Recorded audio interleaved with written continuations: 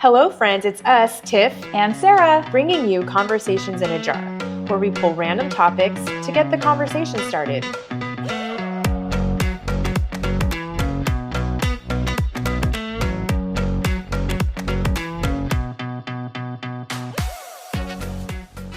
Okay, we're going to start. I'm good. How are you? Good. Want to make a drink? Yeah, we're going to start it off with the mimosas again. Woohoo! Hey-o. It's going to spill. No, it's not. You're so good. I'm professional at Clearly. Yeah. Don't you worry. Oh, keep going. It's been one of those. Want to Well, just we have open a one whole Zoa bottle. so we can split it Yeah, we can do that. between the two? Yeah. Let me know when you want me to crack it. Go. Okay. Oh, that's your favorite, huh? Yeah. Okay. How much more of it? Okay. It's dying down. It's literally the same. Let me smell it. Oh, that smells so good. Yeah. Let's try it by itself. I'm telling you, barefoot is legit. It doesn't break your pocketbook. No. I could pretty drink good. on that all day. You might get a headache. Yeah. Okay. I'm going in. I don't have nails on, so. God, that's so pretty. Yeah, good. Do you need more? No, I think we're good. I think that's perfect. Well, Yeah. matchy. Cheers. Cheers, my love. Pink. To Bad another luck sode. to not sip after a cheers. Oh, do it again. Okay, fine. Cheers. Cheers. That's That's good. on another level. Oh my god, that's so good. Wow. Okay. So good. So good. I'm so glad we came up with this Zamosa. Oh, yeah. It's fabulous. No regrets. 10 out of 10, no And notes. It's beautiful. It's beautiful. You Mhm. always want your drinks to be pretty, don't you think? It needs a garnish. A drink is pretty with garnishes. There's just so much time and thought that went into even curating it. I just think it's special. So I love that too. Well, they're gonna charge you $1.50 more for it, just for. Well, that I don't agree with. I'm just over that whole thing.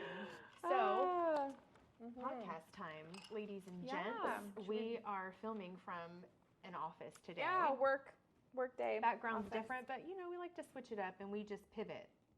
Yeah, we so, do. And that's another thing. We have most people are listening to us on Apple or Spotify. Yeah. If you want to watch us, go to our YouTube channel. Absolutely. Yeah. Then you can see all the reactions and see our beautiful faces. crazy things that happen. Conversation is in a jar. That's our channel. Okay. Okay, pull. Okay. Pull. What are we discussing today? Let's see. This is a good one. Oh, Lord. Does the tip count? Okay. Do you have feelings about this? I mean, it's like a yes or no to me, and it's a yes to me. Yeah. I'm like playing devil's advocate here in my brain because Okay. there are times where like damn straight the tip counts, but then there's times where you don't want to admit that the tip even went there. Right. So if you have an opportunity But to that's deny, what this whole thing is like when the girls just don't or guys. Yeah. Guys I want to do, opt out. That didn't really count, but you were there. It happened. Yeah. It did indeed count. I feel so. The thing about the tip counting is, I almost feel like if it's just the tip, then there should be an immediate no after that, right? Someone's like opting out, like, because I don't know about you. You get that far, and yeah, that's my point. If you get that far, are you really telling the tip he can't come inside? he's already inside. That's what I mean. Like, so you're there. Why not go through with the whole thing? Because there's, you know what I mean? I don't know. I feel like that's going into a whole other. Yeah, but I don't know. Maybe I think the tip does count.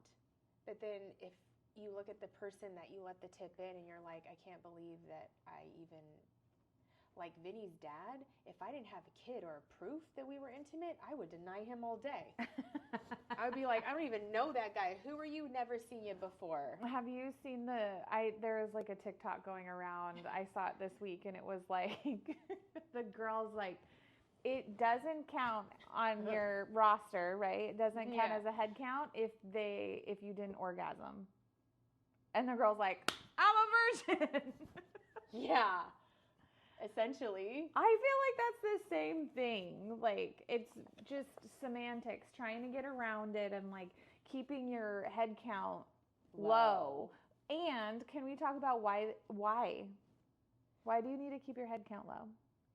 Why is that a thing for women? You're talking to the wrong girl because I don't give a fuck about that. Well, I'm just saying it is, but you know that it is definitely a conversation, like society-wise.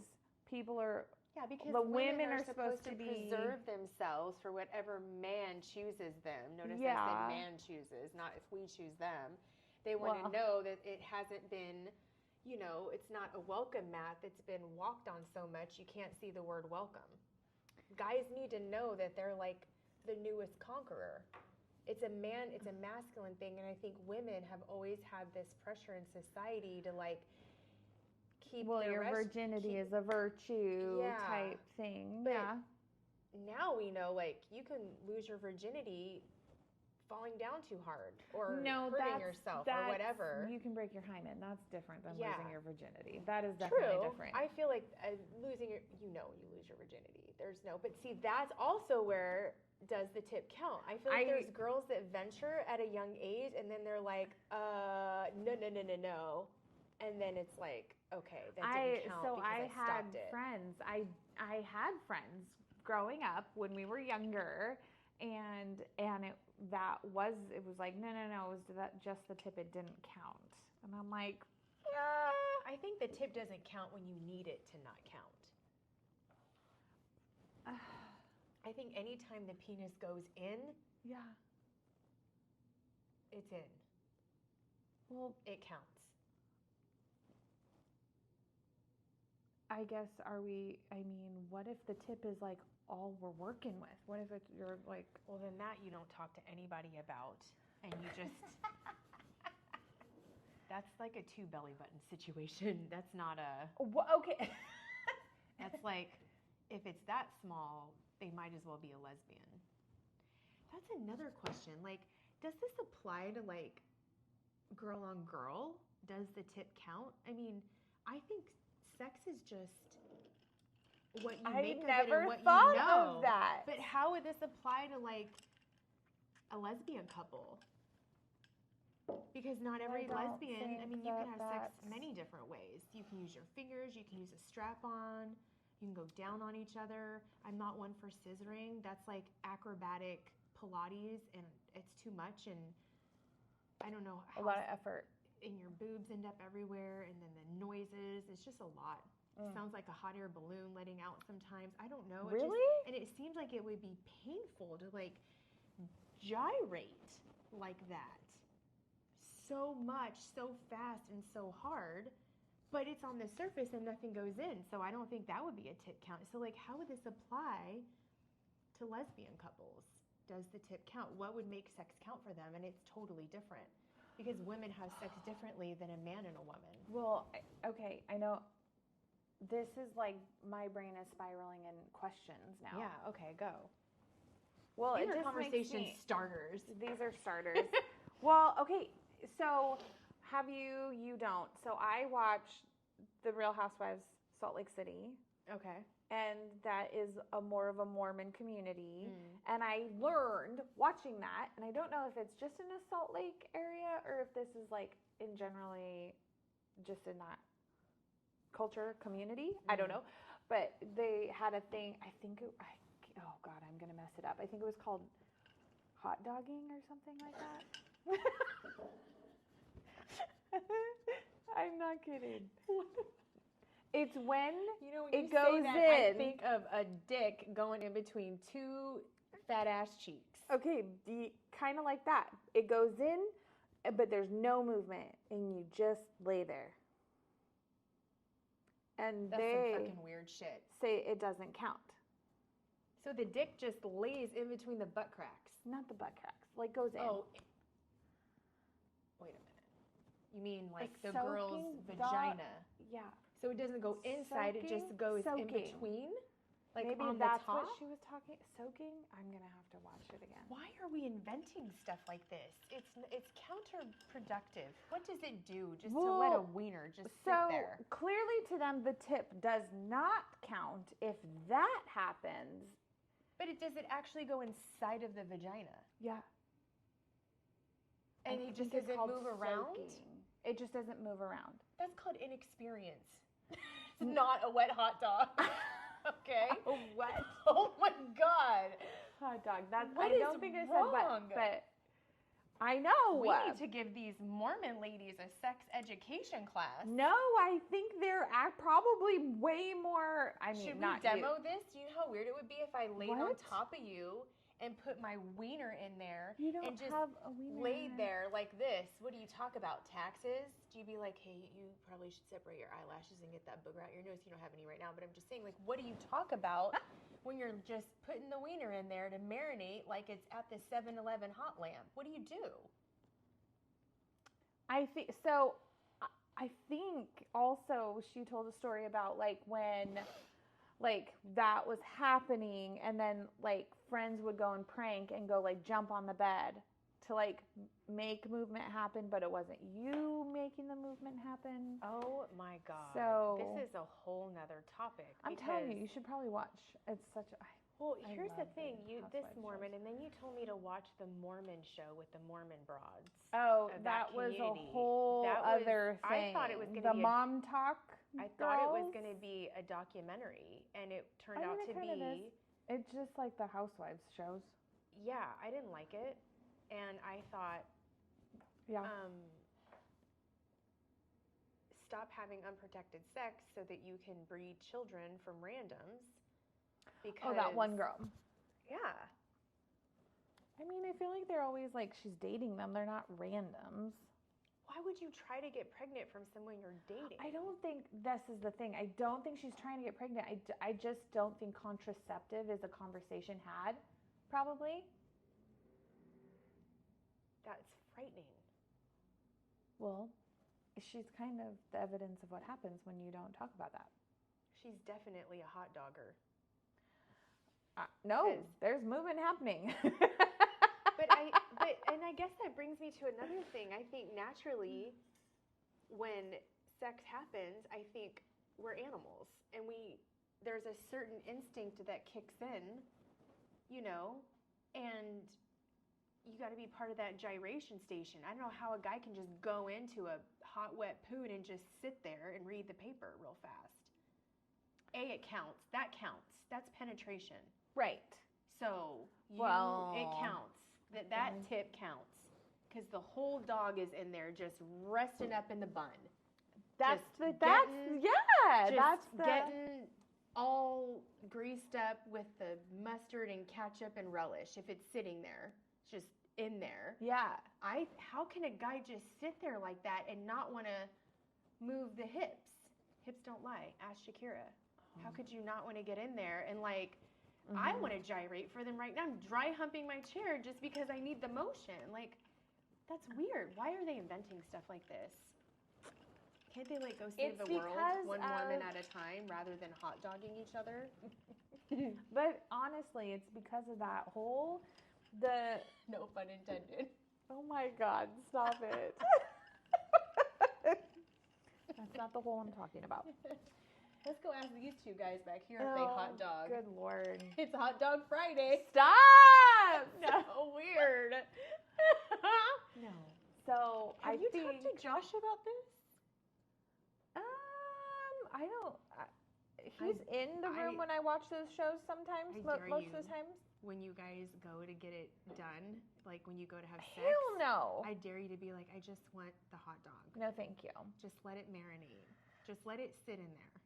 No. It's weird. I don't. Why are these Salt Lake, Mormon, Utah broads allowing the hot dog to live? I think you nailed it, though. It is more of that inexperience because they're not married. It's all before, right? It's all, that's why, and then they go and get, like, they checked to make sure that it was okay and they were still a virgin, which I don't think, I mean. There's no fucking way. If you're gonna do that, that's like eating half a Costco sample. If you're gonna eat it, eat it. Pop the whole thing in your mouth. Yeah. I don't know, like, if you're that curious and you're wanting sex that bad, that is your choice. Just letting the waiter I feel like take up occupancy without paying rent is weird. But this is why they feel no sexual pleasure, because nothing happens. Well, but remember, this is like way before any kind of real experience is happening. So they don't even know what they're missing yet. Well, they know that they need to be gyrating because they have all their broads come in and jump on the bed. That's fucking weird, dude. If you ever come in on me and Greg having sex and you start jumping on the bed, I will be so pissed. Have you ever been walked in on?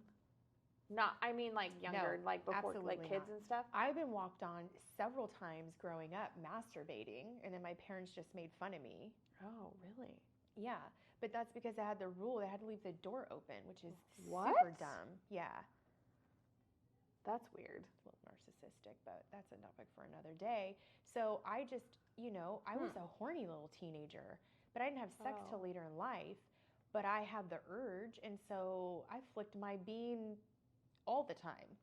Any chance I got, any type of privacy, I did it.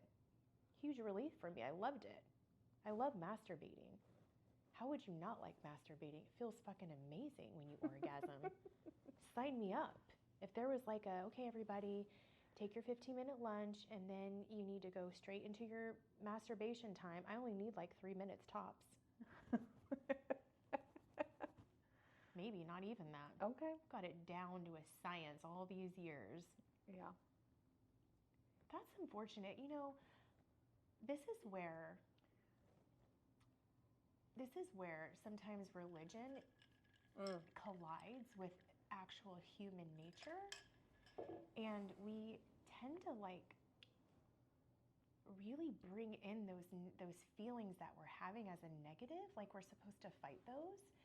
And I didn't want to have sex when I was younger. I wasn't curious to be with somebody. But once I discovered masturbation, which I did really young, I would say 5. I've told you that. I know the exact time I discovered it, and I never stopped from that point on. Yeah. I jerked it like a 13-year-old boy to this day.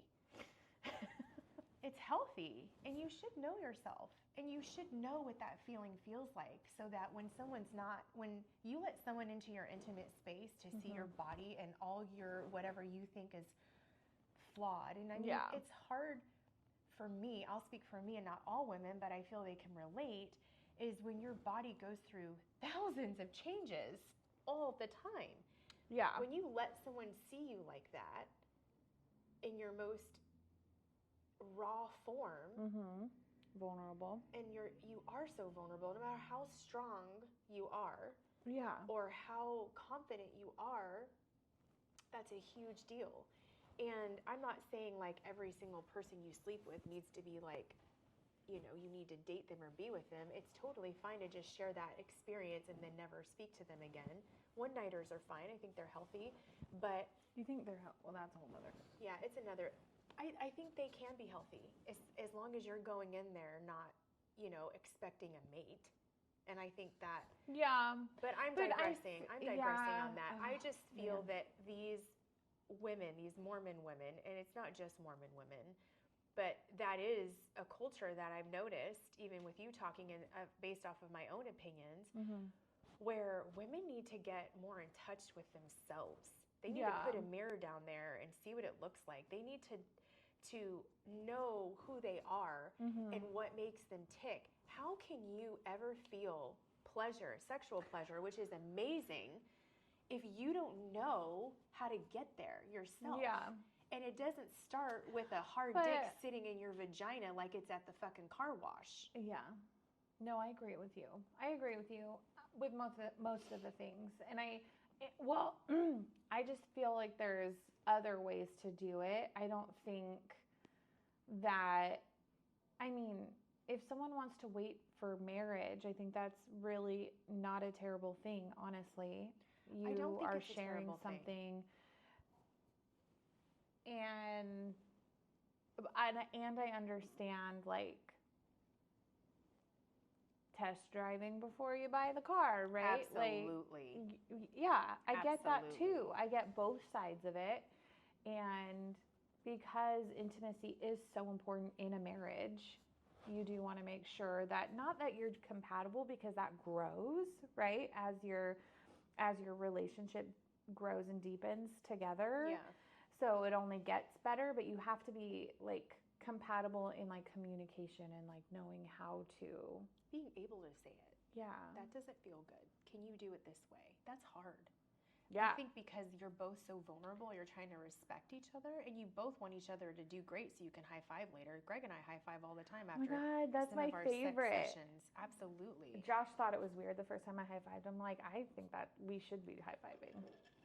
Yeah, I think that's a beautiful thing. I always end our sex with some type of joke. It's like a thing that I have to do now. Yeah, joke? Me. No way. Yeah. And it's always random, and Greg always laughs so hard. It's hilarious.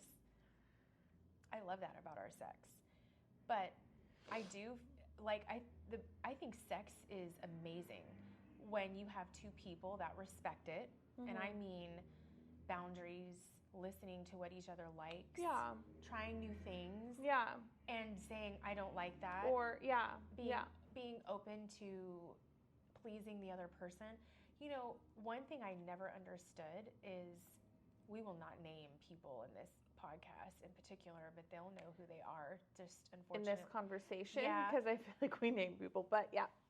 Well, we name Greg and Josh, but other people, I have people that I know that won't give blowjobs. Okay. I have women that won't let their husbands go down on them. Yeah. I have people that are like husband gives, wife does not give. Yeah. And I don't know. For me to be compatible with somebody sexually, they need to be like, they need to want to do that. And I like to do that. There's times where Greg and I don't even get to penetration because we're just too busy fooling around. Yeah. And then we do lots of oral things, and then we don't even get to that point because we're older and we're sweating and need a sandwich. So we don't even get to the fucking part. But I love that. I love that we don't need to always have sex like that. Yeah. There's times where I'm just feeling sassy and I might just want to please him and walk away, just because you want to keep, like, I think it's sweet when you can care for somebody and please them in a way that keeps them, we have to keep our guys always guessing, and that's why we change our hair and our outfits and stuff like that. You've got to keep these motherfuckers focused, because if you don't, they all have ADHD of the penis, So I think it's important to always try to be that. I like to be that sexy woman. Sometimes I wear cute shit around the house and keep us focused. Yeah. But I couldn't be with somebody that wouldn't give me oral pleasure back. That would upset me. Well, I mean, and that's kind of goes into that growing with each other, right? If you think about it, if a couple waited for marriage, and we're exploring and doing all of those things for the very first time together, right? Had never had those experiences outside of that marriage. I think the growth, that looks different. It looks different. I think my only concern... And there's nothing wrong with that. No, I think that's a beautiful thing. I think the only fear that comes up for me when you say that is I think back to this Mormon culture, and it almost... With that being said, I think that's great. If I could have done that with Greg, I would do that. Like, have just been with him. I would love that. He fulfills me in every way. Yeah. And, of course, we have different sexual experiences, and we got together later in life. But let's say that we didn't. It was just us, and we learned together. Mm-hmm. This Mormon culture doesn't give the permission to do whatever that might look like in private, do they? Because I feel so. Like, yeah. do you know what I mean? Once they're married, yeah. Or is it I do have a very good friend that is Mormon. Yeah. She did not grow up Mormon. Is she like a freak in the sheets? Because that's important.